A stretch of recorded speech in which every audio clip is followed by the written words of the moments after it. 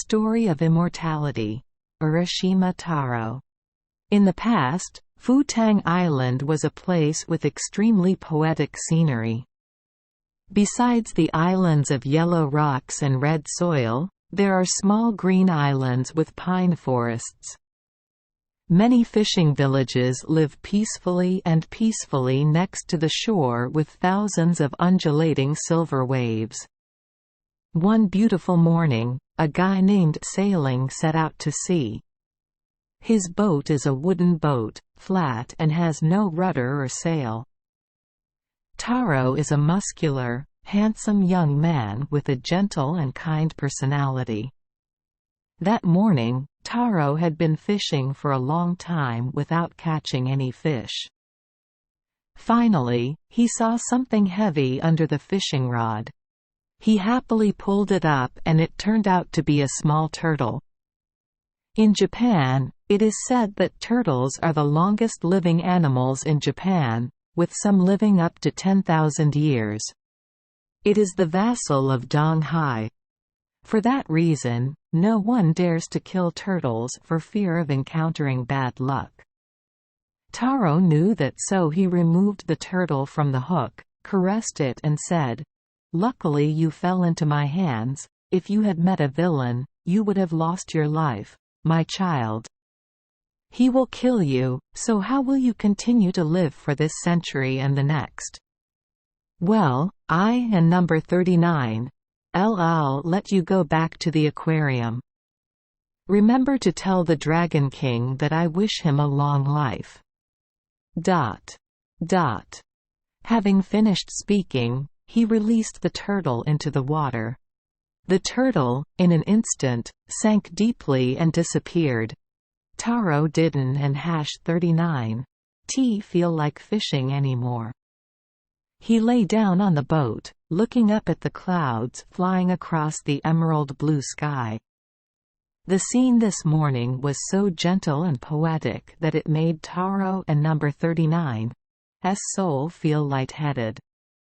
So many images of dear memories returned to his mind.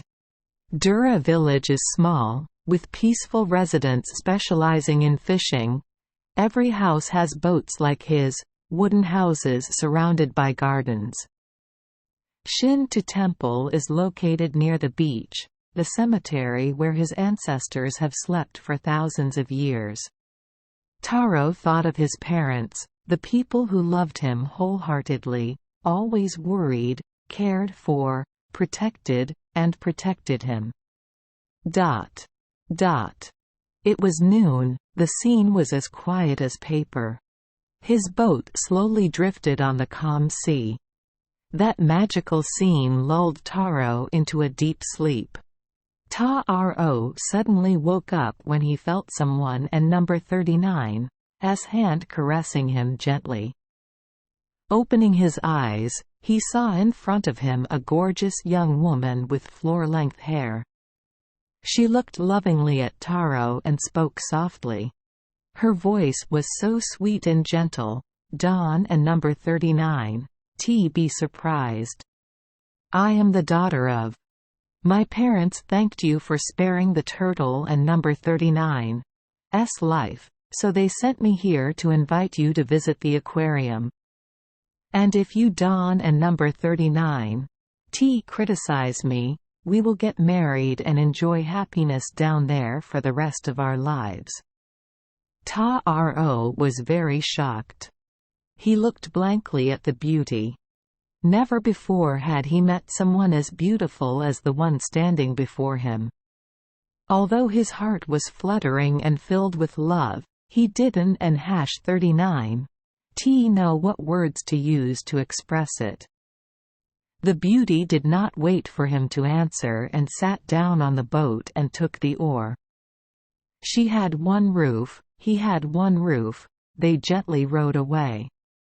The boat floats on the calm sea. The scene was silent, only the sound of the oars rhythmically beating the water was heard, just like Taro was listening to his heartbeat because happiness suddenly happened. A moment later, they entered a truly glorious world. Taro saw a magnificent marble palace set up in the middle of a garden of flowers of hundreds of colors, filled with fragrance. 100 servants and 100 maids jubilantly ran out to welcome the princess and her son-in-law. Donghai Dragon King, sitting on the throne, ordered a banquet to be held for Taro, and his wedding ceremony was held immediately with great solemnity. Living under the aquarium, next to his beautiful young wife, Taro thought his happiness was beyond compare. However, sometimes he suddenly felt sad and afraid in his heart. He thought to himself, and quote, "My parents must be sad and worried about my departure. End quote. If they knew that I am living happily under this aquarium, they would be very happy. How long have we lived here?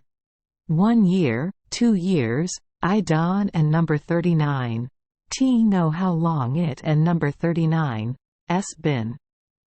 I have to ask my wife to come back to Earth for a few days to visit my parents, and then at 1 and number 39 T be too late to return to the aquarium." He told that to his wife. The princess seemed sad. She cried all night, forcing Taro to try his best to persuade her, "I promise you I will be back soon. Life here is so happy, how could I forget?" Finally, knowing that she could not stop her husband, the princess had to hold her husband and number 39's hand and whisper, "I cannot stop you from showing filial piety to your parents. However, I and number 39 am very scared. I and number 39 am afraid that if you leave, we will be separated forever. However, I would like to give you a souvenir. This souvenir will help you return to me, if your heart is still passionate about remembering." She gave him a small box made of agarwood, with a silk string tied to the outside. She advised, "Don and number 39 T hit him. If you lose the box, Don and number 39 T open it no matter what happens. When he opened it, he would never come back here again." As she spoke, she wiped away her tears. "Don and number 39 T worry, I promise you that I will never open this box. After visiting my parents, I will return to reunite with you." Taro and number 39's wooden boat has long been kept at the aquarium. People took it out again for Taro to row back to Earth. Taro carefully put the box with him and rowed out. He rowed for a while and saw his boat wash up on a densely populated island. That guy and number 39's hometown. Taro was happy, set foot on the set and could N and hash 39 T help but feel emotional and shocked. He returned to his homeland but felt lost like a stranger. Only the hills and mountains are still recognizable, everything else has changed. Every house is big, tall and wide. The fields and gardens changed places. Shin-to temple is now erected at a higher place. His old house in the past is now a lush green pine forest. Passers-by looked at the fisherman with surprised eyes. In the past, he knew all the villages and neighbors. Why now do they look like strangers to everyone? Taro found the oldest man to ask the reason. "Dear teacher, please tell me your house. Where is Taro moving to now?" The old man and number 39's white hair and hunched back looked at him with surprise. "What do you say?" "Yes, I asked where Taro and number 39's family is moving to now." "Why?" "Yes, I want to find Taro and number 39's house." Thinking the old man was hard of hearing, Taro shouted loudly, "I and number 39 am looking for Taro and number 39's house."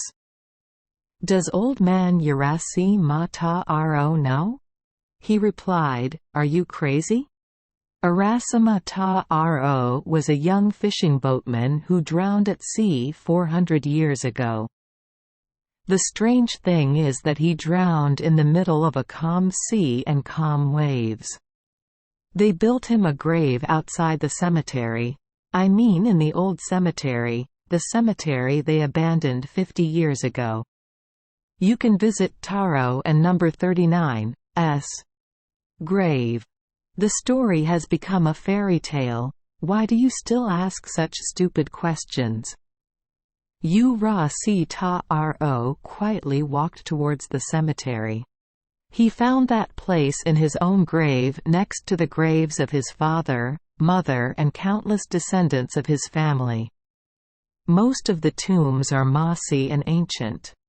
Taro was stunned and shocked. In his hand he still held her box. He thought to himself, "Why is this so strange? Everything around us changes. Maybe when we open this box, we will know the secret. It will explain this strange phenomenon to us. Should I open the box? I promised you I would never open it. ...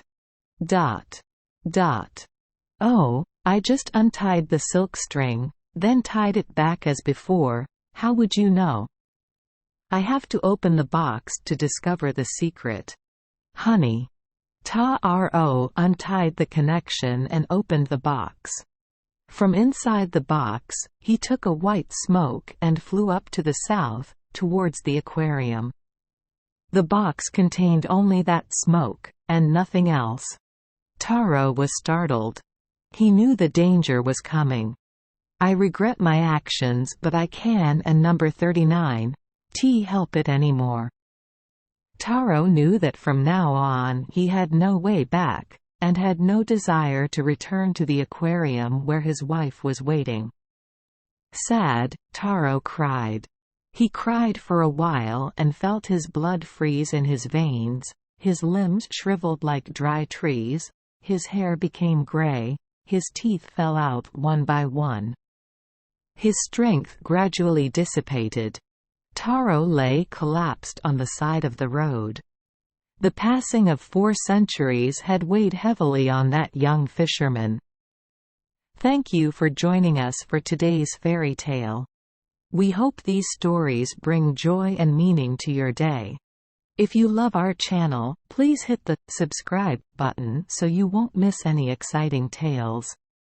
Wishing you a good night and sweet dreams. See you in the next story.